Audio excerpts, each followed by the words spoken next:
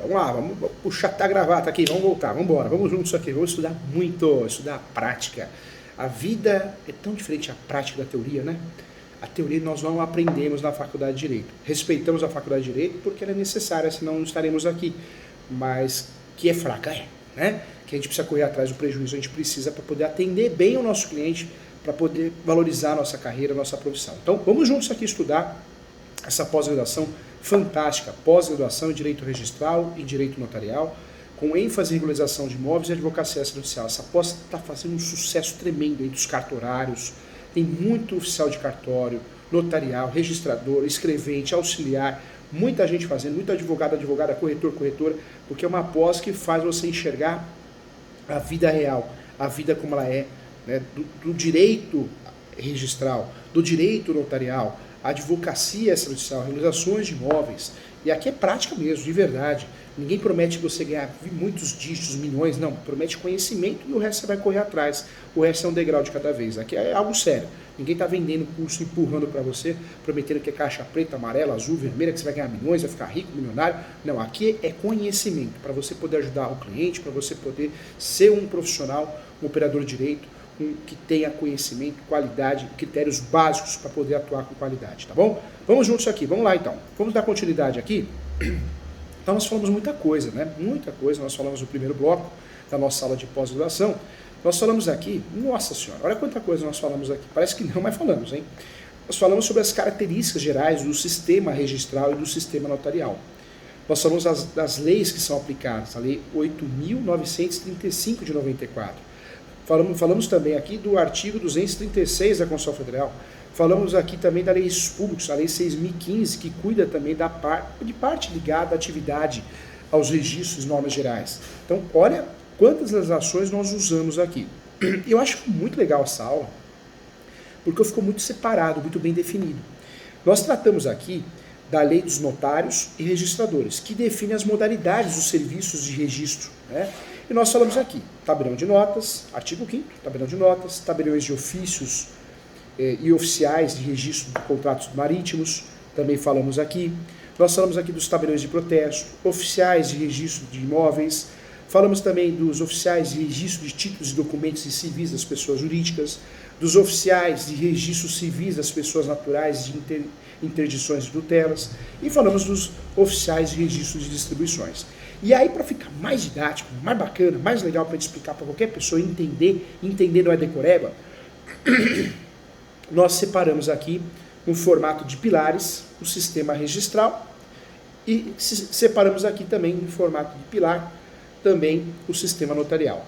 No sistema registral nós separamos aqui 4 cartórios: registro civil de pessoas naturais, registro civil de pessoas jurídicas, registro de títulos e documentos e registro de imóveis.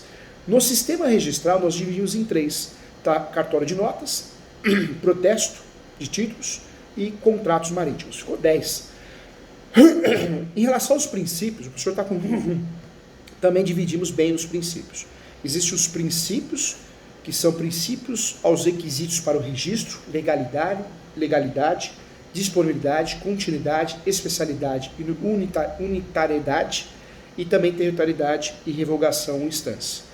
E dividimos nos princípios separados, bonitinho, bem didático, princípios que geram, né, que se referem aos efeitos do registro: publicidade, presunção e fé pública, oponibilidade a terceiros, inscrição e obrigatoriedade, e legitimidade e prioridade. Então, ficou muito fácil, né, ficou muito bem definido. Falamos muito bem toda a estrutura para iniciar na carreira de oficial de cartório. Conversamos também sobre a Constituição Federal, a Lei 8935 e a Constituição Federal, artigo 236. Falamos aqui que a delegação para o exercício da atividade notarial de registro depende dos seguintes requisitos, e nós falamos aqui todos. Falamos da habilitação em concurso público de provas de títulos e documentos, nacionalidade brasileira, capacidade civil, quitação com serviços com obrigações eleitorais militares, diploma de bacharel em Direito e a verificação de conduta contínua para o exercício da profissão. Então, também explicamos muito bem. Olha como ficou legal, ficou didático, né? O nosso encontro, nosso primeiro bloco. Em relação ao segundo bloco, vamos lá, vamos dar continuidade aqui. Falando aqui da atividade atividade notarial e do registro, né? Notarial e de registro. É incompatível com a advocacia. Nós paramos aqui. É incompatível com a advocacia, porque da intermediação dos serviços ou de qualquer cargo, emprego ou função pública, ainda que em comissão, artigo 25, fica incompatível, tá? Raríssimas exceções de comissão de outros cargos, mas em cartório não. Trabalhou no cartório, você não pode advogar, seja quem for, tá bom? Então fique atento em relação a isso. O momento de aplicação da regra acima, que nós conversamos, é o da posse, né? Que implicará no afastamento imediato da atividade anterior que acaba sendo vedada, que é a advocacia, ok? O princípio da imparcialidade do registrador, no momento da apresentação do título do documento, da qualificação e do registro, é critério essencial. O oficial é profissional independente, não pode se privilegiar, né, ou se valer de interesses profissionais durante o exercício da delegação. Outro fato que acontece muito cartorário, escrevente, sem saber talvez, dá cartãozinho, liga para o tal advogado, dividindo honorários. Isso dá representação ética, tá? Representação ética para o advogado ou advogada, e também pode ser dispensado do cartório, se o oficial ficar sabendo, pode ser dispensado e o cartório pode ser processado. O cartório não pode indicar advogado ou advogada, não pode. O cartório não pode dar cartãozinho. O cartório não pode indicar advogado para fazer divórcio, advogado para fazer divórcio, inventário, uso capião, não pode. O cartorário que faz isso está sendo antiético e além de ser antiético, ele pode comprometer o cartório. Ele vai perder o emprego, logo mais assim que o oficial ficar sabendo, vai comprometer o cartório em relação à responsabilidade, não pode. Em regra, não são acumuláveis os serviços de notas e de registro. Poderão, gente, contudo, ser acumulados nos municípios em que não comportarem, né, em razão do volume de serviço ou de receita, a instalação de mais de um dos serviços no mesmo cartório. Já tinha falado sobre isso, volto a falar. Em relação aos impedimentos, o notário e o registrador não poderá praticar pessoalmente qualquer ato de seu interesse ou de interesse de seu cônjuge, de parentes também, na linha reta também, e colateral, e consanguíneos e afins até o 3º grau, tá? Isso aparece no artigo 27. Trata-se do mesmo conceito aplicado às incompatibilidades, por se tratar da imparcialidade, né? Imparcialidade que é inerente à função do delegado, tá? O principal direito e mais básico de todos é o direito do tabelião oficial de registro receber pelos serviços cobrados, e nós chamamos de emolumentos dos interessados conforme tabela legal. Os notários e oficiais de registro gozam de independência no exercício de suas atribuições e têm direito à percepção dos emolumentos integrais pelos atos praticados na serventia e só poderão a delegação, nas hipóteses previstas em lei, artigo 28, inclusive, deixar de cobrar os emolumentos. A Lei 8.935 de 94, em seus artigos 29 e 30, traz o rol de direitos e deveres a seguir dos profissionais da área extrajudicial. O artigo 29 são direitos do notário e do registrador exercer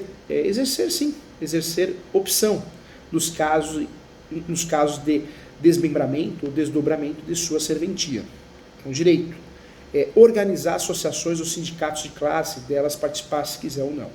São deveres também, conforme o artigo 30, dos notários e dos registradores, oficiais de registro, manter em ordem os livros, papéis e documentos de sua serventia, guardando-os em locais seguros. Também atender as partes com eficiência, urbanidade e presteza, atender de forma prioritária as requisições de papéis, documentos, informações ou providências que lhe forem solicitadas pelas autoridades judiciárias ou administrativas para a defesa das pessoas jurídicas de direito público em juízo. Também manter em arquivo as leis, regulamentos, resoluções, provimentos, regimentos, ordens de serviço e quaisquer outros atos que digam respeito à sua atividade. Também proceder de forma a dignificar a função exercida, tanto nas atividades profissionais como na atividade privada, tá? Também guardar sigilo, é obrigação dos cartorários, guardar sigilo sobre a documentação e os assuntos de natureza reservada de quem tem o conhecimento em razão do exercício de sua profissão. Também é obrigação afixar em local visível, de fácil leitura, o acesso ao público, as tabelas de emolumentos em vigor. Por isso você entra no cartório, está a tabela ali na porta, né? É obrigação. Observar também os emolumentos fixados para a prática dos atos de seu ofício, não pode cobrar nada mais, nada menos, não pode. Dar recibo dos emolumentos percebidos também é obrigação. Observar os prazos legais fixados para a prática dos atos do seu ofício. Também fiscalizar o recolhimento dos impostos incidentes sobre os atos que devem praticar, os repasses, tem que fazer, senão perde o cartório. Facilitar para todos os meios o acesso à documentação existente às pessoas legalmente habilitadas. E também é obrigação do cartório encaminhar ao juízo competente as dúvidas levantadas pelos interessados e obedecidas, de fato, né, as sistemáticas processuais também fixadas pela legislação respectiva. E também não podemos esquecer, observar as normas técnicas estabelecidas pelo juízo competente, tá? Todavia, gente, eu quero trazer para você, atividade de registro e administração que cerca a serventia deve ser revestida de ética. Os profissionais que atuam na função devem agir de modo a honrar a função e a vocação pelos quais se dispuseram, de fato. O dever de atender com presteza e cautela prevalece a qualquer interesse individual. A lei e sua função devem ser sempre observadas para alcançar a finalidade máxima e os anseios sociais. Se há deveres, há fiscalização e punição para o seu descumprimento. Trata-se de um sistema que há que ser observado e aplicação na prática, sim. Eu trago para você aqui, e aí você vai gostar da aula, as infrações disciplinares. O artigo 31 da Lei de Registros Públicos traz aí as situações que se sujeitam os oficiais de registro e os notários, registradores, as penalidades, os cartorários, inobservância das prescrições legais ou normativas contidas no artigo 30, tá? Vamos lá. A conduta atentatória às instituições notariais de registro, cobrança indevida ou excessiva de emolumentos, ainda que sob alegação de urgência, e a violação do sigilo profissional, além do descumprimento de quaisquer dos deveres descritos que nós falamos aqui, ok? São infrações éticas. Os notários oficiais de registro também estão sujeitos, gente, isso é muito importante falar na nossa aula, pelas infrações que praticarem assegurando o amplo direito de defesa, as seguintes penas: repreensão, a primeira, multa, suspensão por 90 dias, prorrogável por mais 30, 90 mais 30, ok? E perda de delegação. O professor advoga hoje para 19 cartórios, e eu faço muitas defesas administrativas, para evitar repreensão, multa, suspensão por 90 dias ou prorrogáveis por mais 30 e perda da delegação, tá bom? As penas que nós falamos aqui serão aplicadas como opção pelo juiz corregedor em procedimento administrativo, observando os princípios do contraditório e da ampla defesa, que também aparece no artigo 33. A repreensão no caso de falta grave, falta leve, repreensão, falta leve. A multa em caso de reincidência ou infração que não configure falta mais grave. A suspensão em caso de reiterado descumprimento dos deveres ou de falta grave. As penas, gente, serão impostas, isso é importante de tratar, são impostas pelo juízo competente, independentemente da ordem da degradação, conforme a gravidade do fato, isso aparece no artigo 34, tá? A perda da delegação, que aparece no artigo 35 da Lei de Registros Públicos, depende da sentença judicial transitada e julgada. Tem que ter sentença, para perder o cartório tem que ter sentença judicial transitada e julgada, hein? Da decisão decorrente de processo administrativo instaurado pelo juiz competente, assegurando amplo direito à defesa, tá? Quando o caso configurar a perda da delegação, o juiz competente suspenderá o delegado até a decisão final e designará um interventor. Isso é normal, é o que tem que acontecer. Bom, quando para a apuração das faltas imputadas, gente, que nós falamos aqui, os oficiais, oficiais de registro, né, for necessário o afastamento do titular do serviço, poderá ele ser suspenso preventivamente pelo prazo de 90 dias, prorrogável por mais 30 que nós falamos aqui. Na hipótese que eu falei, o juízo competente designará um interventor para responder pela serventia, quanto o substituto também for acusado das faltas ou quando a medida se revelar conveniente para o serviço, tá? Durante o período de afastamento, o titular receberá metade da renda líquida do cartório, ok? Então, o cartório, o titular, enquanto ele estiver afastado, ele não deixa de ganhar, ele recebe metade da renda líquida do cartório. Então, está afastado, vai receber metade da renda líquida do cartório, ok? Líquida porque pagou todas as despesas, aluguéis, funcionários, tributos, repasses, ok? fornecedores, né? Então, está afastado, recebe metade da renda líquida enquanto estiver afastado. Renda líquida, ok? Isso é importante lembrar, né? A outra metade será depositada em conta bancária especial, com correção monetária, e absolvido o titular receberá ela, o montante dessa conta. Condenado, caberá esse montante ao interventor. Então, se foi condenado, o valor que está depositado em juízo vai para o interventor. Se não foi condenado, foi absolvido, volta para ele ou para ela. O oficial do cartório, isso aparece no artigo 36, tá? 36. A fiscalização, gente, judiciária dos atos notariais e de registro será exercida pelo juízo competente, assim definido na órbita estadual, né, e do Distrito Federal. É importante falar sobre isso. Sempre que necessário, ou mediante representação de qualquer interessado, quanto à inobservância, né, da obrigação legal por parte do notário ou do oficial de registro ou de seus prepostos. Quando em autos ou papéis em que conhecer, de fato, né, o juiz vai verificar a existência de crime, de ação pública também, e vai remeter ao Ministério Público as cópias, hoje o documento escaneado, processo digital também, os documentos necessários para o oferecimento da denúncia. Isso aparece no artigo 37. O juiz competente, gente, será o juiz corregedor permanente da vara públicos, tá? Ou da comarca, se essa não houver. O juízo competente zelará para que os serviços notariais e de registro sejam prestados com rapidez, qualidade satisfatória e de modo eficiente, podendo sugerir às autoridades competentes a elaboração de planos de adequação e melhor prestação desses serviços, observando também críticas populares, né, e socioeconômicas, publicadas regularmente pela Fundação do Instituto Brasileiro de Geografia e Estatística também. Isso acontece no artigo 38. O ato de fiscalização, gente, chama correção, tá? Quando o cartório fala, estou em correção, é o ato de fiscalização. Correição. O ato de fiscalização chama correição. Você já escutou, deve ter ouvido falar, principalmente nossos alunos que são escreventes, auxiliares e oficiais. Tem muitos oficiais de cartório aqui com a gente, registrador, notarial, legal. Né? Então, correção você já sabe o que é. Que pode ser ordinária ou extraordinária. A correção pode ser ordinária ou extraordinária. A correção ordinária ocorre todo ano, uma vez por ano, ocasião em que o juiz, corregedor e sua equipe se deslocam à serventia a fim de verificar seu andamento, papéis, selos, carimbos, livros, né? E a correção extraordinária ocorre quando surge a necessidade de uma fiscalização atemporal e urgente, que acontece muito, né? Acontece muito. O usuário que se sentir lesado pode invocar a correção extraordinária, justificando o fato e a sua relevância, além da fiscalização pelo judiciário, existe a fiscalização pelo judiciário, pelo Conselho Nacional de Justiça, o CNJ também fiscaliza, hein? O Conselho Nacional de Justiça, o CNJ, é um órgão voltado à reformulação de quadros e meios no judiciário, sobretudo no que diz respeito ao controle e à transparência administrativa e processual. O CNJ foi instituído com obediência ao que foi determinado na Constituição Federal, lá no artigo 103b, é fato, né? Foi criado em 31 de dezembro de 2004, e a instalação ocorreu no dia 14 de junho de 2005.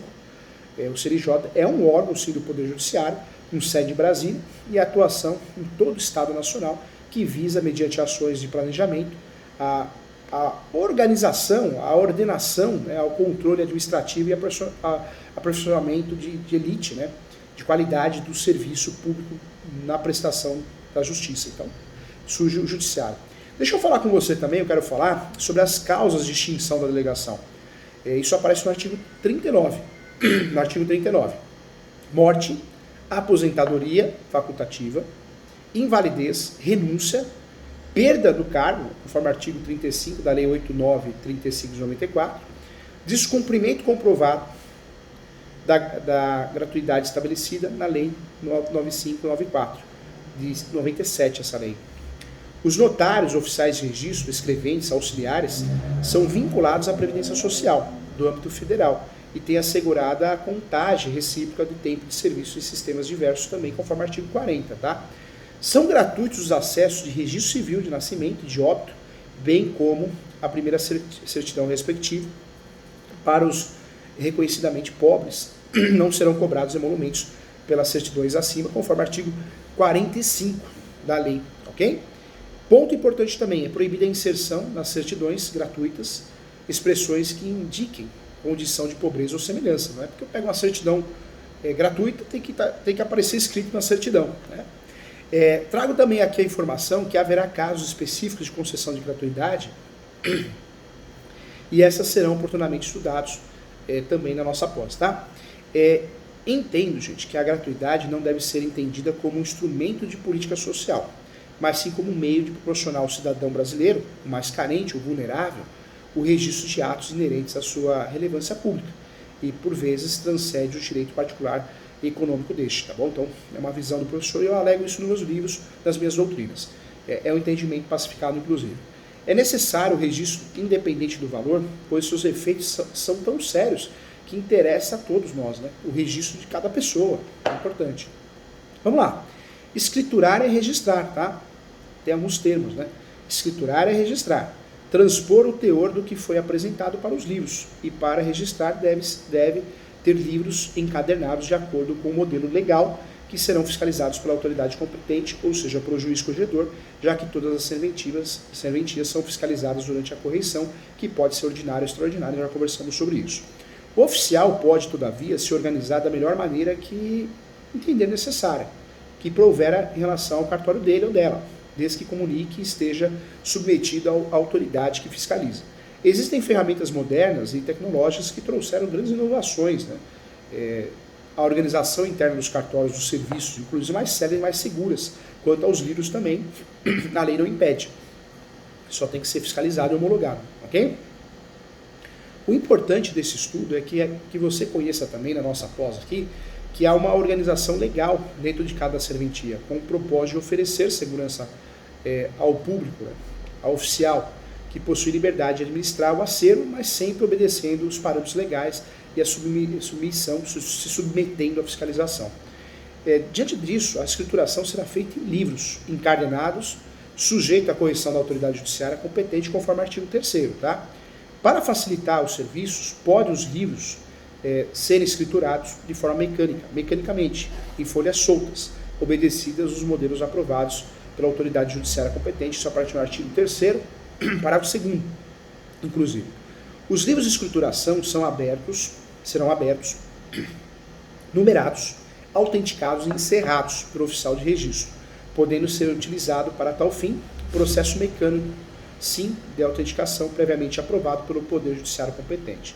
Considerando, gente, a quantidade de registros, o juiz poderá autorizar a diminuição de números de páginas dos livros respectivos até a terça parte do consignado, conforme a lei. Findando-se o livro, né, com o fim, o imediato, né, do livro deveremos tomar o número seguinte, acrescido a respectiva letra, salvo no livro de imóveis, em que o número será observado com a adição sucessiva de letras na ordem alfabética simples, e depois repetidas com a combinação com a primeira, com a segunda e assim de forma indefinida. Eu trago como exemplo 2A, 2E, 2AA, 2AZ, 2BA, 2BZ, etc., tá? Conforme o artigo 6º. Os números de ordem dos respectivos registros não serão interrompidos no fim de cada livro, mas continuarão indefinitivamente nos seguintes, na mesma ordem, na mesma espécie, ok? Os livros, gente, isso é importante, hein? Os livros, as fichas, os documentos, papéis, microfilmes. Eu trabalhei muito com microfilme no cartório. Nossa, tinha dia que não saía enxergando mais nada. O sistema de computação, todos, né? Então, os livros, fichas, documentos, papéis, microfilmes, sistemas de computação deverão permanecer sempre sob a guarda e a responsabilidade do titular de serviço, do serviço de registro, né? Que zelará pela sua ordem, segurança e conservação. Se houver necessidade de serem periciados, o exame deverá ocorrer na própria sede do cartório, sede do serviço, em dia e hora adrede designado, tá? Com consciência do titular e autorização do juiz competente, claro, nenhum documento ou papel acervo poderá sair da serventia sem autorização do juiz corregedor, isso é fato. Com a modernização dos livros, o local mais importante será o site da serventia, né, gente? E as atenções estarão, sim, voltadas para a segurança eletrônica. A tendência será o uso de certificado digital, cada vez mais, hoje já existe, muito, não é pouco não, poucos cartórios de cidades menores que não usam e-mail como meio de requerimento, e o próprio documento eletrônico que já possui validade perante o nosso ordenamento jurídico, conforme a medida provisória lá 2200, né, que ocorreu em 2001, que se propõe a garantir a autenticidade, integralidade, né, e também validade jurídica dos documentos em forma eletrônica. Isso já é fato, essa medida já se converteu, isso é fato. A evolução dos documentos eletrônicos no ambiente registral segue a criação de várias leis. Cada dia surge uma, né? A Lei 11.280, uma lei importante, o IPC Brasil. A Lei 11.419, né? Então, informatização do judiciário. A própria Lei 11.441, a desjudicialização, né? Então, tem várias leis, outras leis surgindo também, esse assunto é muito dinâmico. O serviço registral e notarial começa e termina, gente, nas mesmas horas em dias úteis, com exceção do registro civil de pessoas naturais, que funcionará todos os dias, sem exceção. Trago para você que tal organização é importante para assegurar as mesmas condições a todos, inclusive a prioridade na apresentação dos documentos por parte dos interessados.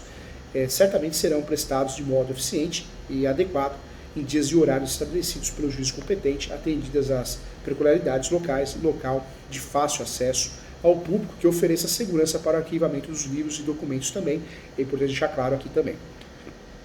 Quero trazer para você que cada serviço funcionará em um só local, é vedada a instalação de sucursal, filial, isso não existe, tá? Para o arquivamento de livros e documentos. Hoje em São Paulo até tem um shopping central. Você vai lá, tem o cartório sexto. Mas não é uma filial, não é uma sucursal, é um local só para atendimento, porque os arquivos vão ter, obrigatoriamente ficam no cartório. Isso facilita o atendimento à população e a busca, né, por qualquer interessado por documentos arquivados, assim para a emissão de certidões. Tá? O acesso a deficientes físicos deverá ser garantido, cabendo ao titular delegado as adequações necessárias para a acessibilidade do deficiente, nos termos da legislação específica, e toda a serventia de registro possui um livro protocolo que está, de fato, habilitado para receber as informações de todos os títulos e documentos apresentados a registro. Ou seja, tudo é levado à serventia para ser registrado ou averbado e deve constar no livro de protocolo. Em resumo, entrou, protocolou, tá? Veja que ninguém sai sem um número de protocolo na mão. Prenotação, né? A gente pede alguma coisa do cartório, é prenotação, é um número. Atenção a isso, hein? O pessoal que está assistindo a nossa aula aqui na nossa pós, que é cartorário, que é oficial, tem bastante, então atenção a isso. A exceção se dá, gente, quando não são apresentados títulos apenas para exame e cálculo. Então, dos respectivos emolumentos, aí tudo bem, uma exceção. Nenhuma exigência fiscal ou dívida vai obstará a apresentação de um título, hein? Inclusive o seu lançamento do protocolo com o respectivo número de ordem, nos casos em que da precedência decorre da prioridade de direitos para a apresentação. Independe de apontamento no protocolo os títulos apresentados apenas para exame de cálculo, né, e respectivos emolumentos. Artigo 12, só aparece o artigo 12. O lançamento no livro de protocolo não é garantia de registro, mas gera efeitos de prioridade. Tinha uma discussão jurisprudencial, já está pacificada nesse sentido, hein? Já gera prioridade, em casos de duplo registro, inclusive. Além disso, é direito do usuário saber com antecedência e também, sem qualquer ônus, né, o valor dos emolumentos, assim como compreender o seu modo de cobrança, que depende do Estado, por sua vez, por ser complexo também. Os atos de registro, salvo as anotações e averbações obrigatórias, serão praticados por ordem judicial, tá? Requerimento verbal ou por escrito de interessados ou requerimento do Ministério Público quando a lei autorizar, artigo 13, nós falamos aqui também. Já o protocolo, assim como os serviços que se iniciam e terminam no mesmo horário de atendimento, cabendo ao oficial e seus pressupostos, os prepostos, não é pressupostos, não, eu falo pressupostos, né? Os prepostos, né? De fato, tem que respeitar a regra, não tem o que fazer, então o valor cobrado correspondente às custas, escrituras, certidões, buscas, averbações, registro de qualquer natureza, emolumentos e despesas legais constará obrigatoriamente do próprio documento, independentemente da expedição do recibo quando solicitado. Aparece na lei 14, no artigo 14 da lei. Esse é o panorama geral do sistema registral e notarial no nosso país. A partir desses conceitos é possível desdobrar os estudos nas características próprias de cada modalidade, de cada cartório. Então, isso aqui é um mínimo para que a gente consiga entender a matéria com qualidade, em alto nível, e possamos sim saber como que funciona essa situação cartorária, esse sistema cartorário, para poder ganhar muito conhecimento e aprender muito, né? Então, isso é importante. Lembra você que o cartório, os serviços são praticados em livros, tudo é regrado, nós temos que seguir o princípio da legalidade, e isso faz toda a diferença, tá? Faz toda a diferença. Muito legal, né? Esse tema é muito importante. Eu trago para você que os fins do registro é a autenticidade, é a qualidade do que é confirmado por ato de autoridade, de coisa, documento ou declaração, declarando verdadeiros. O registro ele cria a presunção relativa de verdade, é retificável, é modificável e, por ser oficial um receptor da declaração de terceiros que examina segundo critérios propriamente formais, não alcança o registro o fim que lhe é determinado pela definição legal, não da autenticação ao negócio causal ao fato jurídico de que se origina se o próprio registro tem autenticidade, tá? Função importante. Em relação à função do registro de imóveis, a função básica do registro de imóveis é de construir o repositório fiel da propriedade imóvel e dos negócios jurídicos, e ele referente no país, segundo regiões certas e determinadas, tá? Então isso é importante também. Averbações são sujeitos à averbação os títulos cujos atos apenas alterem ou complementem um registro, ok? Então, um ponto importante. A divisão dos livros, antes de qualquer coisa, os livros são relacionados, nós temos o livro 1, protocolo geral, B2, livro 2, inscrições hipotecárias, livro 3, transcrições e transmissões, D, livro 3D, né, o D, livro 3D, D, livro 3, auxiliar, é um livro auxiliar, o livro E, que é também conhecido como livro 4, registros diversos, livro 5, emissão de debêntures, o G, livro 6, indicador real, o livro 7, indicador pessoal, o livro 8, registro especial, livro 9, registro de célula rural, registro 10, registro de célula industrial e L, livro do talão, livro talão. Nessa época existia ainda o livro talão, no qual se reproduzia todos os atos praticados, não acontece mais, tá bom? Então, importante, corresponde à prenotação também, evidentemente, marca a prevalência do direito, isso aparece no artigo 182 da Lei de seus Públicos. Então, legal, estudamos muito aqui, peço que você acompanhe o decreto 48, né, 57, e a Lei 6.015, também você vai encontrar essas informações também. Muito obrigado e até a próxima aula.